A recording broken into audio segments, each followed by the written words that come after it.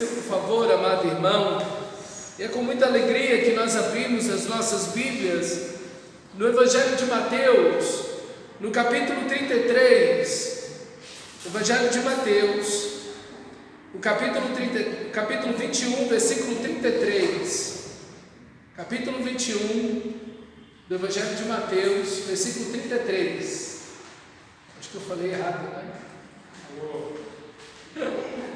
Capítulo 21, perdão, amados irmãos, capítulo 21, versículo 33 em diante, diz assim: as Escrituras Sagradas, escutem outra parábola. Havia um homem, dono de terra, que plantou uma vinha, pôs uma cerca em volta dela, construiu nela um lagar, edificou uma torre e arrendou a vinha a uns lavradores. Depois ausentou-se do país. Quando chegou o tempo da colheita, o dono da vinha mandou os seus servos aos lavradores para receber os frutos que cabiam a ele. Mas os lavradores, agarrando os servos, espancaram um, mataram outro e apedrejaram ainda outro. O dono enviou ainda outros servos em maior número, e os lavradores fizeram a mesma coisa com eles. Por último, o dono da vinha enviou-lhes o seu próprio filho, pensando: o meu filho eles respeitarão. Mas os lavradores, vendo o filho, disseram uns aos outros: este é o herdeiro, venham, vamos matá-lo e ficar com a herança dele para nós. E agarrando-o, lançaram fora da vinha e o mataram. Quando, pois, vier o dono da vinha, que fará àqueles lavradores? Responderam a Jesus: fará perecer horrivelmente aqueles malvados e arrendará a vinha a outros lavradores, que lhes entregarão os frutos no tempo certo. Mantenha a sua Bíblia aberta nessa parábola tão tremenda. Ela é única aqui nesse texto extraordinário. Essa parábola, o Senhor vem em três parábolas falando com os líderes religiosos da nação de Israel. Ele entrou em Jerusalém, foi para o templo, virou as mesas, vendo aquela cambada, de ladrões ali, e então amaldiçoou a figueira, mostrando que a nação de Israel estava não agora sob a bênção de Deus, já há muitos séculos, mas estava agora sobre o juízo do próprio Deus. Deus havia trazido tanta misericórdia e graça sobre a nação de Israel, mas a resposta, o fruto de Israel não era um arrependimento. E agora o Senhor da glória é questionado na sua autoridade: com que autoridade você faz isso? E quem te deu essa autoridade? Então ele questiona os religiosos, os líderes ali, os principais sacerdotes e os escribas, os fariseus, os líderes religiosos, e questiona a respeito da autoridade de João Batista, como nós vimos que se redundaria na própria autoridade do Senhor, e a resposta deles nós não sabemos. E então o Senhor da glória vem com a primeira parábola, que é a parábola do pai, que manda o filho mais velho ir para a lavoura, ir para a vinha trabalhar, e o filho disse: não vou, e depois foi. E o mais novo que disse: eu vou, e depois não foi. E aí então o Senhor aplica isso, dizendo: olha, os publicanos, aquelas pessoas que estão entregues ao pecado, a uma vida de devassidão, e as prostitutas vão entrar primeiro no reino, vão à frente do reino do que vocês. E aí Jesus quebra essa estrutura religiosa que os fariseus estão vivendo, que os principais sacerdotes estão estão vivendo. Então o Senhor vai quebrando com essas 3 parábolas, e essa é a segunda parábola, a parábola da vinha. Então a primeira parábola, ela tem como ideia o pai, né? A autoridade do pai. O tema aí é a autoridade, o direito do pai, a soberania de Deus. A segunda parábola, que é da vinha dos lavradores maus, né? O tema aí é, na realidade, o amor e o juízo. O amor, a bondade do dono da vinha, e também o juízo que ele vai executar sobre esses lavradores. E a terceira parábola, que já é o capítulo 22, que o capítulo 22 não deveria começar aí, né? Deveria começar um pouquinho depois, para que as 3 parábolas ficassem juntando no mesmo capítulo, é a do rei nas bodas do seu filho. E o tema é justamente essa ideia da soberania de Deus. Então chegou, em outras palavras, chegou a hora do acerto de contas. Israel vem desfrutando da bondade, da misericórdia de Deus, já por 2000 anos, desde Abraão, de forma muito específica como nação, ali depois de Moisés, já tem mais de 1500 anos, que a nação de Israel vem bebendo da graça, da misericórdia de Deus, e não responde de maneira correta nem a disciplina que Deus traz sobre Israel. Israel responde corretamente, com obediência, com santidade, com voltar de fato o coração para Deus, nem na graça, nem no amor, nem na disciplina que Deus vai trazendo sobre a nação de Israel, sobre esses 1500 anos. Israel não se volta de coração, e agora eles estão com a última chance deles. A última chance, agora o filho se faz presente. O filho, então, chegou o ápice, é o máximo de tudo. O filho veio para cobrar os frutos da vinha. E o texto começa dizendo: escutem outra parábola. Havia um homem, dono de terras, que plantou uma vinha, pôs uma cerca em volta dela, construiu nela um lagar, edificou uma torre e arrendou a vinha aos lavradores. Depois ausentou-se do país. E aqui nós temos o dono da terra. Talvez a sua tradução traga o dono da casa, também está certo. Então a ideia aí é Deus, o dono da vinha, o dono do universo, o dono da terra, o dono de Israel, o dono de todas as nações, o Senhor Supremo sobre tudo é Deus. Deus, Ele é o dono. Ele não está como que pedindo alguma coisa emprestado, ou favor a alguém. Não, Ele é o Senhor de tudo. Não há nenhum centímetro quadrado nesse universo, nessa terra, em qualquer lugar que não pertence a Deus. Tudo pertence a Ele. Ele é o Senhor de tudo. E o texto diz que esse dono plantou uma vinha. É bonito porque Israel é uma criação de Deus.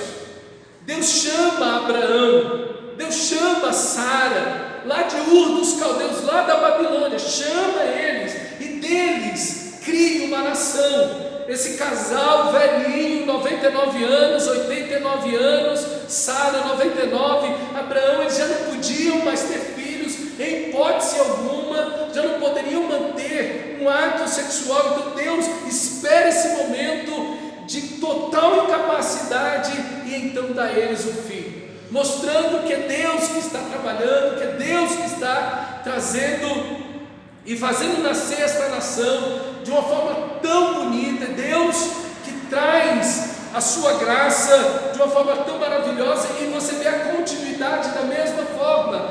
Isaac e Rebeca também não podem ter filhos, e aí então Deus concede a eles filhos, na realidade gêmeos. Então você vê que é Deus que está fazendo a sua obra, é Deus que está executando, é Deus que está criando uma nação, para que através dela todas as nações fossem abençoadas. E o texto diz: pôs uma cerca em volta dela e construiu nela um lagar, edificou uma torre. Então você vê que Deus está investindo pesadamente, ok? Há uma cerca aqui, que é uma imagem bonita demais da lei de Moisés. Deus não apenas plantou uma vinha, Ele colocou uma cerca em volta dela, e aí essa cerca protegeria contra ladrões, contra animais que vinham para invadir a vinha e comer os frutos. ok? Então os animais faziam muito isso, eles invadiam as vinhas para comer as uvas, ok? E alguns animais aí comiam até a própria videira, os talos e tudo, comiam tudo, destruíam tudo. Então a cerca é justamente para proteger da invasão de ladrões, também de animais. Então veja, a lei de Moisés, ela fez justamente essa cerca protetora sobre Israel. Deus cercou Israel com a sua lei, protegendo e trazendo mandamentos claros, mandamentos de vida, mandamentos de liberdade, mandamentos que fariam essa nação ser uma nação próspera, diferente de todas as outras nações, uma nação cheia de vida, cheia da bênção de Deus. Mas o texto também diz que ele pôs um lagar na vinha. Então veja que há uma expectativa de uma grande produção, não apenas de muita uva ali sendo produzida, mas de tanta uva sendo produzida, que você consegue botar um lagar, pisar os frutos ali, esmagar os frutos e já ter o vinho e o suco de uva ali. Então veja que é um investimento, veja que é uma expectativa do dono de que haja uma produção muito grande naquela vinha. Há uma pequena indústria ali de produção de vinho, e colocou nela uma torre. Essa torre tinha uma função parecida também com a da cerca, que era a de vigiar toda a vinha, uma visão privilegiada, onde se vigiava. Uma torre não muito alta, mais ou menos da altura de uns 3 até 4 metros, onde aquele vigia poderia olhar se entravam animais, se entravam ladrões, e também se havia em alguma parte da vinha incêndios. Então veja, o dono da vinha, ele planta, ele investe tudo aquilo e deixa com uma grande possibilidade de uma grande produção. Ele espera que haja uma grande produção, e colocou tudo isso, todo esse investimento, tudo muito bem feito, muito bem construído, na mão desses lavradores, desses vinhateiros, para que eles pudessem, alugando a vinha, trabalhar na vinha, cuidar da vinha, produzir os frutos, e aí então entregar os frutos, boa parte, a maior parte dos frutos, ao dono da vinha. Então aqui você tem essa imagem se encontra também no livro de Isaías, ok? Isaías também traz a mesma imagem. Aqui, claro, o Senhor da Glória ampliou a parábola de Isaías, mas também você vai encontrar essa parábola bem parecida no livro de Isaías. E Deus entrega toda essa vinha na mão da tribo de Levi. Quando Deus escolhe uma das 12 tribos para ser o líder espiritual de toda a nação de Israel, escolhe a tribo de Levi. Essa tribo, dela viriam os levitas, dela, e aí especificamente da família de Arão, viriam os sumos sacerdotes e os sacerdotes que ministrariam de forma específica dentro do templo. A tribo de Levi seria a tribo de pastores espirituais da nação de Israel. Eles tinham que zelar pela lei, fazer o culto, cuidar da nação de Israel, guiar a nação de Israel a Deus, realizar todas aquelas festas, ensinar as escrituras, fazer o culto da manhã e da tarde, enfim, guiar essa nação inteira, a nação de Israel, em direção a Deus, e na expectativa de que Deus enviaria o Messias. E associado à tribo de Levi, vinha a tribo também de Judá, de onde vinham os reis, aí o rei Davi e todos os outros reis. Então essas duas tribos combinadas, elas deveriam ser a liderança espiritual, a tribo de Levi, e a liderança, digamos, econômica, política da nação de Israel. Então faria uma liderança perfeita, completa, associada às duas tribos que liderariam toda a nação de Israel, toda essa vinha, cuidariam e pastoreariam toda a vinha de Deus. Mas o que nós vamos ver é que essas duas tribos se perverteram completamente, não apenas elas, mas toda a nação de Israel, e deixaram o Senhor. E aqui a gente já tem uma aplicação para a nossa vida, porque Deus investiu na nação de Israel, mas Deus também investiu na sua vida, não é verdade? Quantas bênçãos Deus já não derramou sobre a sua vida? Desde que você nasceu, antes mesmo de conhecer o Senhor, como Deus trouxe você a Cristo Jesus, como o Espírito Santo de Deus guiou você. Quando você olha para a sua vida no passado, você fala: meu Deus, se eu tivesse ido para tal lugar, se eu tivesse viajado para tal caminho, se eu tivesse me casado com tal pessoa, e se eu tivesse ido por tal direção, ou tomado outra decisão, a minha vida. E aí você olha para trás e você já vê a mão de Deus guiando você, mesmo quando você não era um cristão. Quantos talentos Deus não te deu, quantas habilidades Deus não te deu, a saúde que Deus te deu, as oportunidades que Deus dá a você, as bênçãos financeiras, tudo que Deus te deu tem um propósito. Eu vos escolhi para que vades e des muito fruto, e que o vosso fruto permaneça. Não é apenas de Israel que Deus espera frutos.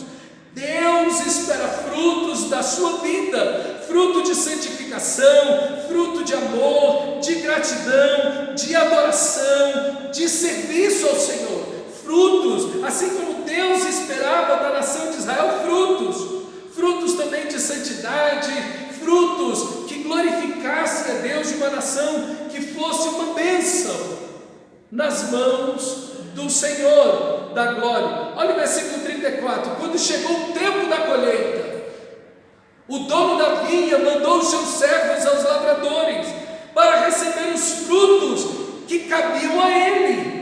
Mas os lavradores, agarrando os servos, espancaram um, mataram o outro e apedrejaram ainda outro. O dono enviou ainda outros servos em maior número, e os lavradores fizeram a mesma coisa com eles. Então, quando se arrendava uma terra naquela época, até hoje, em certa medida é assim, você aluga a vinha aí, no caso, por um preço. Às vezes estipulava-se um valor e dizia, independentemente de quanto produzia essa vinha, o valor do aluguel é esse, do ano.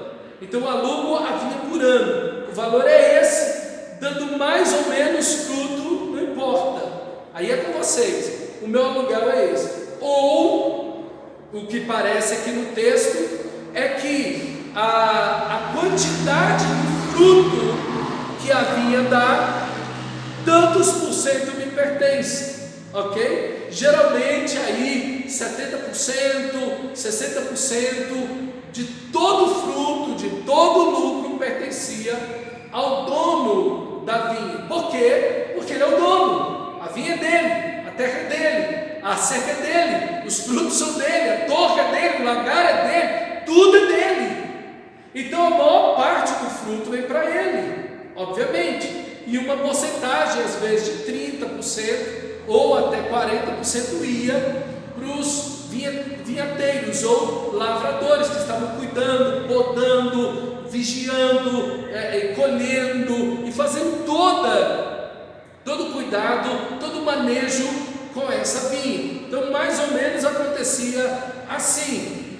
Então, infelizmente, o que acontece no nosso texto é que a ganância, o amor ao dinheiro, o amor ao poder levou os lavradores a se adonarem, roubarem a vinha. Por isso que Jesus disse: fizeram da casa do meu pai uma caverna de ladrões. Vocês estão roubando de Deus, vocês estão roubando de Deus a glória de Deus, porque a glória está sendo para vocês. Vocês estão roubando do povo, vocês estão fazendo uso da vinha, não apenas do templo, mas de toda a nação de Israel, um meio de enriquecimento. Então há um confronto muito específico aí, e veja, isso é uma coisa, uma tendência muito humana, porque Paulo vai falar disso em 1 Timóteo, capítulo 6. Paulo vai dizer isso, ele vai falar, olha, os que querem ficar ricos, caem em grandes tentações e ciladas do diabo. E aí ele vai usar esse texto, porque o amor ao dinheiro é a raiz de todos os males. E nesse contexto Paulo está falando do ministério, porque ele está dizendo que o evangelho não é fonte de lucro, não é um meio de você ganhar dinheiro, de você enriquecer. Não faz sentido isso, ok? Não faz sentido esse tipo de conceito, de ideia. Isso não é bíblico, isso não é bíblico. A igreja não é fonte de lucro, não é fonte de que alguém venha a enriquecer-se por meio da igreja, do ministério. Não condiz isso a um pastor, não é isso. E você vê, isso é tão antigo, vê Spurgeon há 150 anos atrás falando disso, de gente querendo enriquecer. Enfim, quando você olha a história, você vai ver esse tipo de coisa, ok? Isso é um pensamento totalmente contrário às escrituras sagradas, totalmente contrário às escrituras sagradas. O pastor não tem que ser rico, ele tampouco tem que ser miserável, ele tem que estar em dignidade, ok? Ele tem que viver em dignidade, mas ele não deve viver na miséria ou tampouco na riqueza. Essa não é uma ideia bíblica, nenhum e nem o outro. Não, o que nós vemos na Bíblia não é um enriquecimento, e foi exatamente o que os sacerdotes fizeram com a nação. Que eram os homens mais ricos da nação de Israel? Os sacerdotes. Eles eram os mais ricos da nação de Israel, eram as pessoas que tinham mais terra, mais dinheiro, mais poder. Eles desenvolveram a questão do poder político, econômico, essa influência com a ideia do ministério, do serviço no culto ao Senhor, dos sacrifícios, de tudo aquilo que era sagrado. Então eles uniram, fizeram aí uma caverna de ladrões. E aí o Senhor da Glória condena completamente isso. Eles usurparam a vinha e não deram a Deus a glória, o louvor e a nação, ao culto, o destino correto. Eles fizeram do culto, eles fizeram dos dízimos, das ofertas, do templo, de toda a estrutura sagrada do templo e do culto, uma forma de enriquecimento, e se adonaram da vinha. Então os servos aí que são enviados são os profetas. Esses profetas foram mortos pelos religiosos judeus, pelos sacerdotes. Eles foram mortos pelos levitas, eles foram mortos justamente pelos reis, ok? Eles foram mortos por essa liderança espiritual e essa liderança política da nação de Israel. Eles se juntaram em conchavo para fazer justamente essa caverna de ladrões e usurpar do povo e usar o povo, usar toda a estrutura religiosa como uma fonte de lucro. E os profetas que Deus levantava, eles matavam. Foi o que o texto nos diz. Olha aí, no momento da colheita, o dono da vinha mandou os seus servos aos lavradores para receber o fruto que cabia a ele. Mas os lavradores, agarrando os servos, e aí agarrar, o verbo agarrar aqui é agarrar com violência, agarrando os servos, espancaram, mataram e apedrejaram. Então há uma crueldade aqui, quando você olha no Antigo Testamento, você vai ver, por mais de 1000 anos, os profetas foram assassinados em Israel. Havia um sistema metódico, sistêmico e crônico de se matar profeta na nação de Israel. Por isso que você vê que os profetas, eles são em grande quantidade no Antigo Testamento. Por isso que a ideia de que ele enviou os servos, e enviou em número maior, e a Bíblia diz que Deus enviou profetas de manhã, de tarde, de noite e de madrugada para pregar a palavra, pregar o arrependimento à nação de Israel. E o que Israel fez? Mofou, debochou, invalidou, abandonou, matou os profetas de Deus. E uma das causas da ida para o cativeiro e da destruição da cidade, do templo, foi justamente essa, porque eles mataram e mofaram dos profetas de Deus. Então veja, meus irmãos, que toda essa situação é tão terrível. O termo aqui que espancaram, quer dizer, arrancaram a pele, esfolar, mataram. Aí a gente vê o próprio Isaías, segundo a tradição, foi cerrado ao meio, vivo foi cerrado ao meio. Por isso que lá em Hebreus, no capítulo 11, diz que muitos foram cerrados pelo meio, decapitados, crucificados, apedrejados, atirados no fogo. Enfim, veja que é um sistema terrível de violência contra os servos de Deus, e todos se perverteram, menos os profetas. Eles foram fiéis. Quem estava servindo a Deus? Jerusalém inteira revoltada contra Deus, Nabucodonosor do lado de fora. Quem é o homem de Deus que está em Jerusalém servindo ao Senhor? Você conta na mão. Você conta Jeremias, que era o profeta, provavelmente pela idade, sendo mais velho, que cabeçou ali a voz de Deus em Jerusalém. E você tem os profetas mais novos, provavelmente Ezequiel, com certeza Daniel, Ananias, Misael e Azarias. Então você conta nos dedos, numa cidade de milhares de pessoas, você conta nos dedos aqueles que estão de fato pregando o Evangelho. Quando você vê, na época de Acabe, você vê um profeta colocando a cara a tapa e enfrentando Acabe, o rei, enfrentando os 950 profetas de Baal e Azera. Elias. Você vê que tem um profeta ali. Ele diz: eu estou só. E estava. Quem estava com ele? Me diz o nome aí de um profeta que estava com ele. Porque tampouco adianta 100 profetas dentro de uma caverna. Isso também não presta para nada. Essa gente que se esconde, que não serve para nada, não prega o Evangelho, não encara o pecado, não denuncia o pecado. Essa gente serve para quê?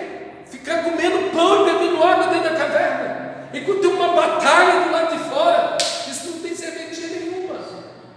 Os profetas, eles tinham que estar encarando, era a vida deles, eram homens apaixonados por Deus. A palavra profeta, Rabi, provavelmente vem do verbo ferver. São aqueles que fervem por Deus, que fervem na presença de Deus.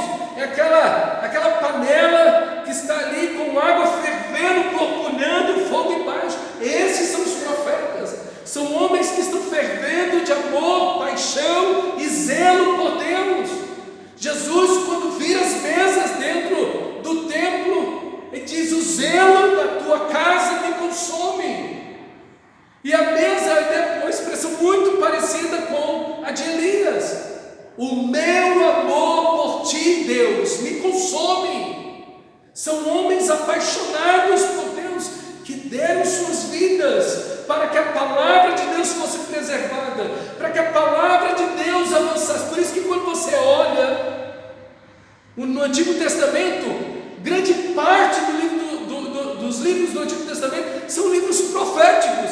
Isaías, Jeremias, Ezequiel, Daniel, Osés, Joel, Amós, Obadias, Jonas, Miqueias, Naum, Abacuque, Sofonias, Ageu, Zacarias e Malaquias. Todos profetas. E aí, sem contar Davi, que era profeta, Moisés, que era profeta, Samuel, que era profeta, outros livros. Você não vê um livro do Antigo Testamento que não tenha sido tocado pela mão de um profeta. Todos eles têm influência de profetas.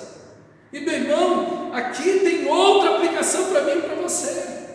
É que a igreja, principalmente no livro de Apocalipse, ela é comparada com profetas, com o profeta Elias, com homens apaixonados por Deus, cheios do Espírito Santo, e que estão pregando a palavra. Irmãos, eles estão contra todo mundo. Eles estão contra todo mundo. Nós, a igreja, meus irmãos, precisa ter claro o seu papel profético. Isso é papel profético. Não é aquela besteira que o pessoal fica fazendo por aí. Há um culto profético. Há um culto profético. Isso é besteira. Ah, uma palavra profética. Isso tudo é besteira. Profeta é essa gente aqui, ó, que botava a cara, denunciava o pecado do rei, dos sacerdotes, da igreja, do povo de Deus, que pregava a palavra de Deus, conhecedores profundos do texto bíblico, da lei de Moisés, que chamava a nação de Israel inteira a voltar-se para Deus. Não é essa besteira de, eis que te digo, ou um culto profético, ou profetiza aí para o teu irmão, dá uma palavrinha aí para ele. Nada disso. Os profetas eram outra gente. Homens que ferviam em santidade e zelo pela glória de Deus, pela santidade de Deus, que amavam a Deus profundamente, amavam profundamente o povo de Deus e deram suas vidas, como o autor de Hebreus vai dizer, homens dos quais o mundo não era digno. Essa é a igreja. Nós somos dessa linhagem aí. Nós somos dessa linhagem dos profetas. Nós somos, a igreja tem o mesmo papel, a igreja tem a mesma direção: pregar a Deus, pregar a Cristo, falar da graça de Deus, do amor de Deus, apontar o Messias, denunciar o pecado, dar esperança para as pessoas, mostrar e abrir os olhos do povo para os inimigos que estão ao seu redor, para o destino eterno do que está sem Cristo. A igreja tem um papel profético. Por isso que a igreja não tem conchavo político com ninguém. Com ninguém. A igreja não é da direita e nem da esquerda, nem do centro. Se a direita tropeçar, a igreja põe o dedo, seja lá quem estiver lá, e denuncia o pecado. Se a esquerda tropeçar, a igreja põe o dedo na cara e diz aqui a mesma coisa. Se o centro, não importa quem é político, quem tem dinheiro, quem não tem, se é rei, se é sacerdote, não importa quem seja, a igreja tem um papel profético. E se a partir do momento que a igreja tem um conchavo político, com quem quer que seja, ela perde seu poder profético, porque ela põe a venda nos olhos e diz: o meu candidato, e aí acabou. Quando a igreja põe isso, o meu candidato, já você perde total capacidade de enxergar a verdade. Acabou. Seja da direita ou da esquerda. Seja da direita ou da esquerda. A igreja perde o seu papel político quando ela faz conchavos políticos. Ela perde seu papel profético quando ela faz conchavos políticos. Tem pastor aqui no Brasil que já botou todos os governadores do Rio de Janeiro no seu púlpito. Todos os governadores do Rio de Janeiro que botou no púlpito estão presos por corrupção. Alguns já saíram, mas todo mundo foi preso. Os 5 últimos governadores do estado do Rio de Janeiro. E o cara está pondo, toda vez o cara põe. Não, amigo, calma aí, se errar uma vez é uma coisa. Agora, todo mundo, porque você ora e faz conchavo político é preso, tem uma coisa errada aqui, ué. Que isso? Não, tá doido. Tem um limite esse negócio, ué. Que isso? Perde quando você entra no interesse político, acaba o papel profético. Isso é muito pertinente, irmãos. É muito pertinente no momento da eleição que nós estamos. Por isso que eu fiz aquele postzinho, já postei aqui na igreja, no Facebook, enfim. Os princípios para se votar. Alguém caiu em corrupção? Não vote nele. Foi pego em corrupção. Ah, mas foi. Não vote nele. Vai banir esse cara. Isso eu tenho dito, eu não estou dizendo isso hoje, não. Eu estou dizendo isso há mais de década que eu digo isso.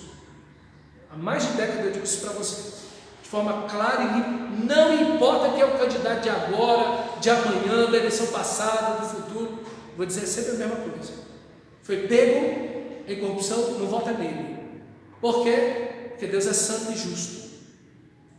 Deus é santo e justo. Seja quem for, direita ou esquerda ou centro, foi pego em corrupção, deputado, distrital, federal, senador, não presidente, não importa quem seja, foi pego em corrupção, não vote nele. Não vote nele. É um dos princípios bíblicos, não são meus, não, bíblicos, para que nós possamos ter gente no governo. Isso quem manda é Deus, não sou eu, não. Deus é que ordena que os juízes, que os governadores, que os reis sejam justos, não roubem, não defraudem, não aceitem suborno. E os profetas estavam lá para apontar o dedo e dizer: vocês estão errados. Não importa quem estivesse lá, era apontar o dedo e dizer: está errado, está em pecado. Não importa quem seja. A igreja, quando se envolve na política, ela acaba, porque ela perde a sua autoridade. O crente tem que votar, ele vai eleger, ele vai escolher diante dos critérios bíblicos. Aqui o candidato que vai, mas a igreja como instituição, botar alguém e falar: não, aqui é o fulano, de jeito nenhum. E eu espero que você use os critérios bíblicos para votar. Essa coisa da injustiça, então, Deus abomina gente que rouba de uma forma tão grande que a balança que o cara ia pesar 1 quilo de tomate, 1 quilo de cebola, 1 quilo de maçã, seja o que for. Ele diz: eu abomino. E ainda quer justificativa para votar numa pessoa corrupta, que está condenada. Não tem como. Deus não vai abençoar uma coisa dessa. Deus, ele está olhando a balança da fé. O livro de Deuteronômio, de Levítico, Deus está olhando se você está enganando o seu vizinho quando for pesar o feirante lá. O feirante. Quando for botar o peso, se o peso for desonesto, Deus diz: eu estou olhando e eu vou castigar você. Se você roubar do seu vizinho gramas de grão, Deus está olhando a balança. Você imagina quando Deus olha para a nação, uma das nações mais corruptas do mundo, que é o Brasil. Mais corruptas.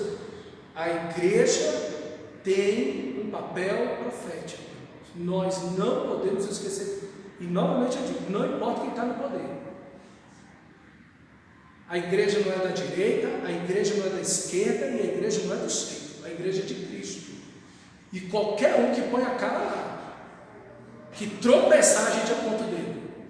A gente tem que ser muito pautado nisso, irmão. E você também deve fazer a mesma coisa. Não importa quem seja.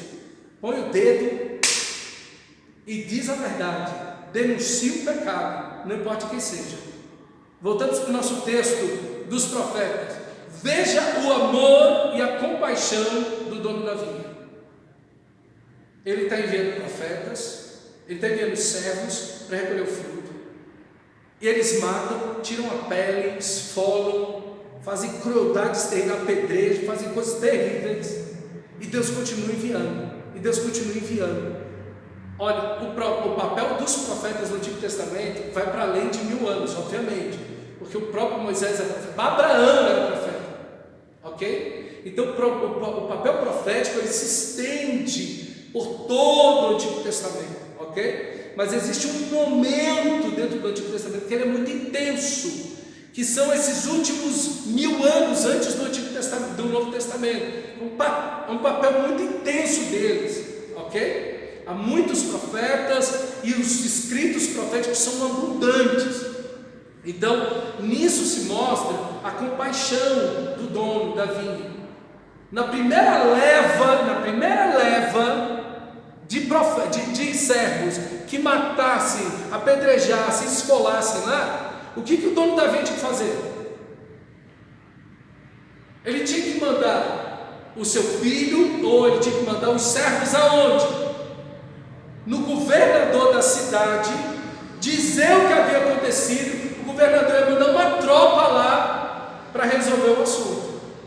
Mas a atitude dele de continuar mandando profetas sistematicamente é uma atitude de misericórdia, também de anúncio de juízo, mas de muita compaixão. Então, de um lado você tem uma nobreza muito grande desse dono, dessa seara, que não vem e emite um juízo de uma vez só. Eu mandei 10 profetas aqui, vocês mataram, então calma aí. Bum! Vinha e acabava com tudo, e tomava a sua vinha de volta, ok?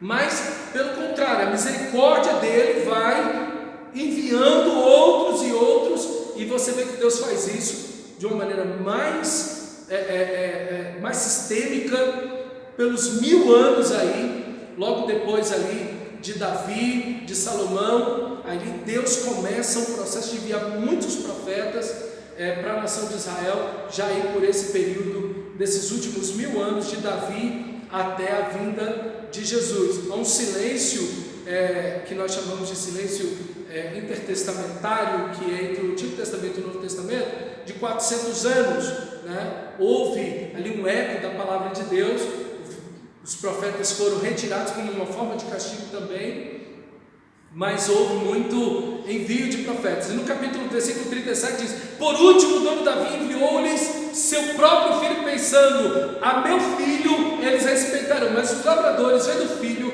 disseram uns aos outros: esse é o herdeiro, venha, vamos matá-lo e ficar com a herança para nós. E agarrando-o, lançaram fora da vinha e mataram. Veja, os sacerdotes, os levitas, os fariseus, os saduceus, todos os líderes da nação de Israel sabiam que era Jesus.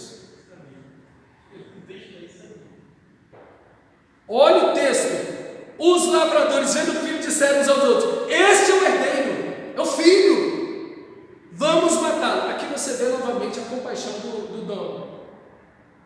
Ele fala: eu vou mandar o meu filho. Eles vão ficar, essa ideia aqui do texto, respeitarão, quer dizer, eles vão ser primeiro tomados de vergonha pela presença do filho. O filho é o representante do pai, é a extensão do próprio pai, é o dono de tudo, porque ele é o herdeiro de todas as coisas, ok? Eles vão ver o filho e vão temer, vão respeitar, eles vão se encolher e vão prestar reverência, eles vão respeitar o filho, mas a atitude deles é justamente o oposto, é dizer: vamos matá-lo para a gente ficar com a herança, porque matando o filho, o dono não tem mais nada, não tem mais ninguém para ficar com a vinha vai ser nossa.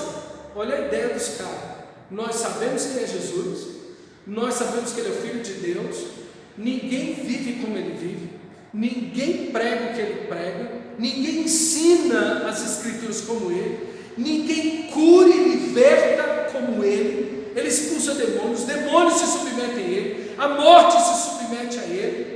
Nós temos testemunhas aqui entre nós que vimos ele ressuscitar mortos, curar leprosos, expulsar demônios, toda e qualquer enfermidade. Nós estamos vendo aqui dentro do templo, acabamos de ler, semanas atrás, nesse mesmo capítulo 21, que os cegos e aleijados vinham ao templo e estavam curando eles na frente dos líderes religiosos. Ninguém faz isso. Ninguém faz isso. Não tem ser humano, isso não é humano. Isso não é humano. Pega qualquer charlatão desse daí que diz que cura, que faz não sei o quê, traz um paralítico aqui, um cego aqui, diz: agora cura ele. Vá, cura ele. E depois traz o caixão. E tem um morto ali para você ressuscitar. Vai, ressuscita ele, manda ele levantar agora. Quem vai fazer isso? Que ser humano vai fazer isso? Me diz. Não tem. Isso não é humano, irmãos. Só o próprio Deus pode fazer isso. E não apenas os milagres, mas a vida. Não apenas os milagres e a vida, mas o ensinamento dentro das Escrituras, perfeito, sem alterar o texto, sem modificar o texto bíblico. ali eles sabem que estão diante do Filho de Deus, mas eles não querem se submeter. Irmãos, o pior pecador é aquele que sempre vai concordar com você quando você prega o Evangelho. Não é verdade. Jesus é tudo.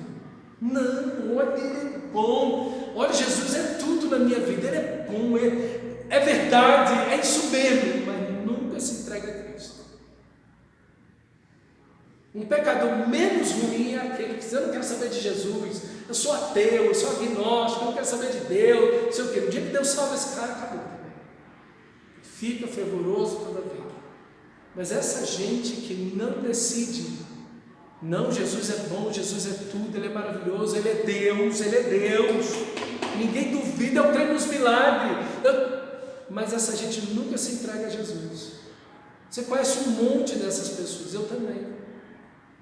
Eles estão envelhecendo e não se rendem a Cristo. Eles envelhecem na religiosidade deles e não se entregam a Cristo.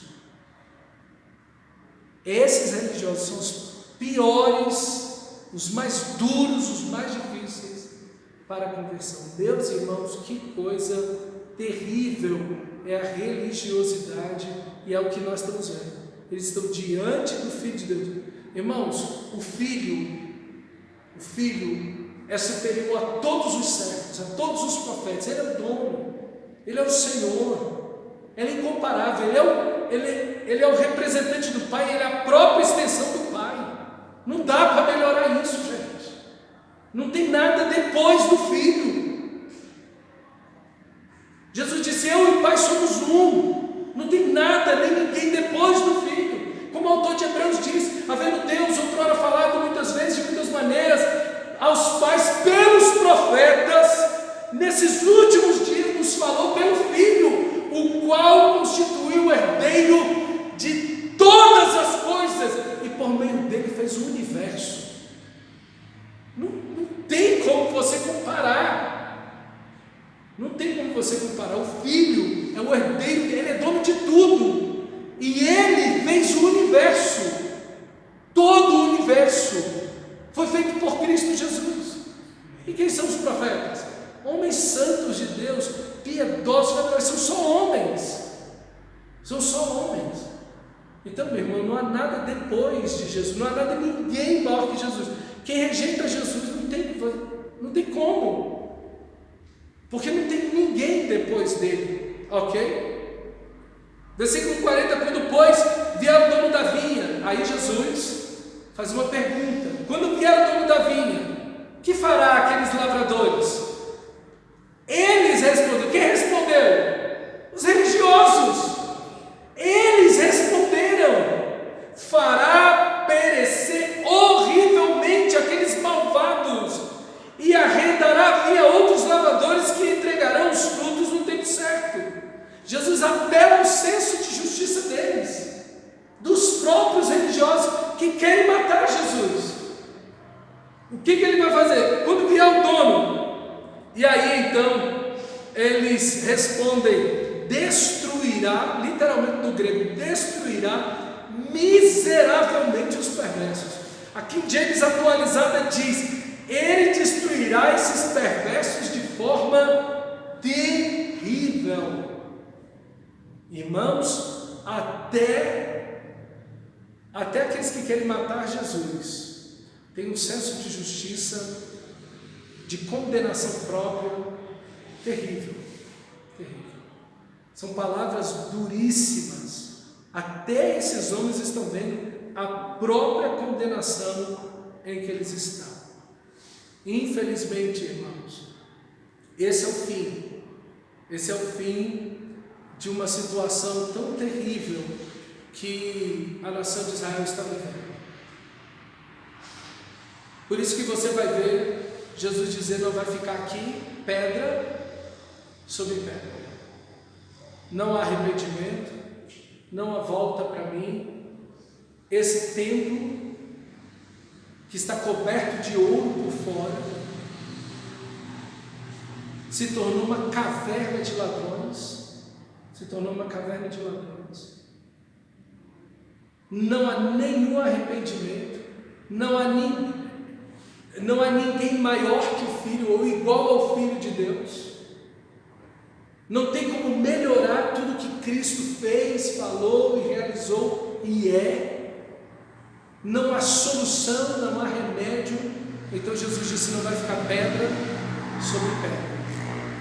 E 40 anos depois que Jesus disse isso, o general Tito entrou em Jerusalém, destruiu tudo, destruiu o templo, tirou todo o ouro de lá, acabou com tudo e matou toda a linhagem dos levitas. Acabou, dizimou a tribo de Levi no ano 70 depois de Cristo. Totalmente dizimado, não ficou ninguém. Quando você vê um post, quando você vê alguém dizendo: olha, aqui está um levita, é impossível. É impossível. Não existe levita mais. E já faz quase 2000 anos. Não existem mais levitas. Toda a tribo de Levi morreu no ano 70 depois de Cristo, com a invasão de Jerusalém e destruição do templo. Por quê? Porque toda a tribo de Levi estava apinhada e dominando o templo. E eles tiveram que entrar e destruir tudo e matar todo mundo. Eles engoliram joias, pedras preciosas e ouro para poder fugir. Abriram a barriga dos caras, foi um horror. E demoliram o templo, não ficou pedra sobre pedra, para tirar o ouro das paredes, para arrancar tudo, acabar com tudo. E, segundo Eusébio, no livro, ele era um historiador da época, o livro História Eclesiástica, Eusébio cita Egésipo, que também era um outro historiador, que diz que o imperador Domiciliano, que foi imperador do ano 81 até 96, depois de Jesus, depois da invasão aí e destruição de Jerusalém, Domiciliano mandou matar todos os descendentes do rei Davi. Ninguém hoje pode dizer: acabou a profecia. A profecia de que o Messias, o filho de Davi, vai vir, não tem como se cumprir. Desde essa data, 81 depois de Cristo. Por quê? Porque Domiciano mandou matar todos os descendentes de Davi. Não tem como ter culto, levitas e toda aquela coisa, porque todos os levitas, toda a tribo de Levi foi morta. Você não tem como pegar nem um judeu hoje e dizer: esse judeu era da tribo tal, ou era da tribo tal. Não tem como. Você não tem como provar absolutamente nada hoje. De nada disso.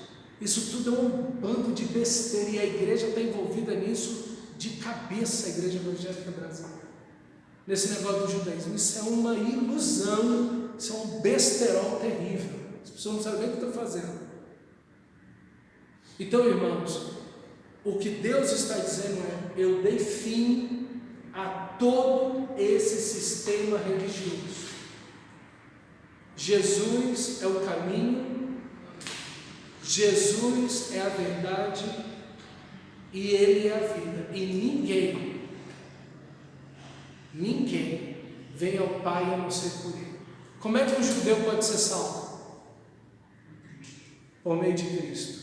Como é que um muçulmano, um africano, um latino-americano, seja lá de qual, por meio de Cristo? Somente por meio de Jesus você pode ser salvo. Aí essa semana, ontem eu estava lendo um post: chegaram 5 ovelhas vermelhas aqui em Israel e agora vão poder fazer um templo de novo. Para quê? Templo? Para quê? Isso não faz o mínimo sentido, construir um templo em Jerusalém. Para quê? Jesus é o caminho, a verdade e a vida. E ninguém vem ao Pai a não ser por mim. Meus irmãos, há tanta besteira e tanto crente iludido com isso. Tanta besteira em torno desse negócio de um judaísmo cristão, não sei o que. É pura balela. Jesus está dizendo aqui que Ele veio para acertar as contas e não tem como escapar. Então veja, aqui tem uma lição para mim e para você. Porque o texto que se segue é a pedra que os construtores rejeitaram, essa veio ser a pedra angular. Quando Israel rejeita Jesus, quando você quer destruir um templo, você tira o alicerce. Se você tirar a pedra principal, tudo vai acabar, tudo vai ruir. Quando Cristo não é o centro de uma igreja, o que Jesus disse lá em Apocalipse, capítulo 2, versículo 5, para a igreja em Éfeso? Jesus disse: volta à prática das primeiras obras, senão eu venho a ti e moverei do seu lugar o seu candeeiro, que é a igreja, caso não te arrependas. Se a igreja, assim como Israel, se a igreja perder o amor a Cristo, se Cristo não for o primeiro amor da vida de uma pessoa, de um cristão, ou de uma igreja, ou de uma família, de um país, se Cristo não for o primeiro amor, se Cristo não for o motivo da adoração, do louvor, do serviço, da própria existência, se Cristo não for, tudo acaba. Quando uma igreja deixa de ser igreja, quando alguém deixa de ser um cristão verdadeiro, quando ele perde o primeiro amor, quando Cristo não é mais a razão da sua vida, então o próprio Deus fecha essa igreja. É o que diz Apocalipse, capítulo 2, versículo 5. Eu venho a ti e vou mover essa igreja do lugar. Meus irmãos, essa palavra tem um alerta para mim e para você. Não tem um alerta só para o pessoal daquela época, mas tem um alerta para a igreja também. Porque o que nós estamos vendo é que a igreja brasileira, ela se desviou completamente, em grande parte, não em tudo, mas em grande parte, da fé cristã verdadeira. O que você tem em grande medida, na maior parte das igrejas, é humanismo, psicologia positiva, evangelho da prosperidade, é o que você tem em grande medida. As pessoas que querem ir no culto só por causa de bênçãos e para serem abençoados de alguma forma, mas Cristo não é a razão, o motivo. E quando isso acontece, irmão, essa igreja deixa de ser uma igreja. Que Deus livre a gente aqui, como igreja local disso. Que Deus livre você, amado irmão, de ter perdido o seu primeiro amor. Porque quando nós perdemos o primeiro amor, Deus, como diz as Escrituras, move a igreja do lugar. Que Deus nos livre disso. Que o motivo do nosso culto, da nossa canção, da nossa adoração, do nosso louvor, seja Cristo Jesus. E nada além e nada mais, mas seja o Senhor da glória. Que Deus use essa palavra, esse texto, que foi para aquele pessoal lá daquela época, como um alerta para mim e para você hoje, para dizer: meu Deus, move a nossa vida na direção correta, não nos deixe desviar de Ti.